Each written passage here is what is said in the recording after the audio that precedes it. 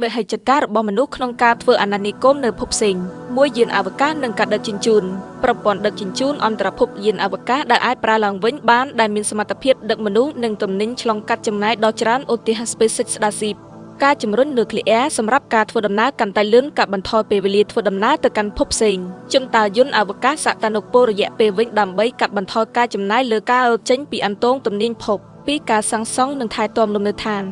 បច្ចេកវិទ្យាការបោះពុម្ព 3D ប្រើប្រាស់ធនធាននៅក្នុងកន្លែងរេកូលីតឬតកកដើម្បីបង្កើតជំរកលំនៅអតិផរណារចនាសម្ព័ន្ធទម្ងន់ស្រាលដែលអាចពង្រីកនៅនឹងកន្លែងការការពារវិទ្យុសកម្មជំរកត្រូវការរបាំងការពារដែលអាចធ្វើទៅបានតាមរយៈការសាងសង់ក្រោមដីឬជញ្ជាំងដែលមានទឹក3ប្រព័ន្ធទ្រទ្រង់ជីវិតប្រព័ន្ធអេកូឡូស៊ីបិទជិតប្រព័ន្ធដែលកែច្នៃខ្យល់ទឹកនិងកាកសំណល់ឧទាហរណ៍ប្រព័ន្ធទ្រទ្រង់ជីវិតជាបន្តការទាញយកនិងបន្សុទ្ធទឹកការប្រមូលផលទឹកពីប្រភពក្នុងស្រុកដូចជាទឹកកកឬអាងស្តុកទឹកក្រោមដីការផលិតអុកស៊ីសែនអេឡិចត្រូលីសនៃទឹកឬការទាញយកចេញពីបរិយាកាសមកទៀន4ការបង្កើតថាមព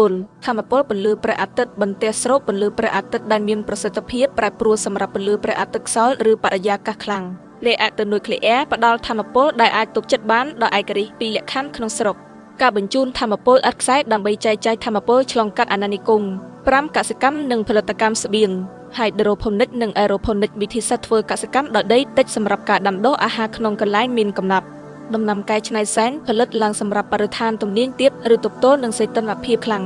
លាបត្រេក្រោនមានជាប្រភពប្រូតេអ៊ីនប្រកបដោយនិរន្តរភាពសម្រាប់អ្នកអាណានិគម6មនុស្សយន្តនិងស្វ័យប្រវត្តិកម្មមនុស្សយន្តសំណង់ស្វយ័តបង្កើតទីជម្រកហេដ្ឋារចនាសម្ព័ន្ធនិងកន្លែងទាញយកធនធានថែទាំមនុស្សយន្តអនុវត្តការជួសជុលជាទម្លាប់និងការសង្គ្រោះបន្ទាន់ក្នុងបរិយាកាសគ្រោះថ្នាក់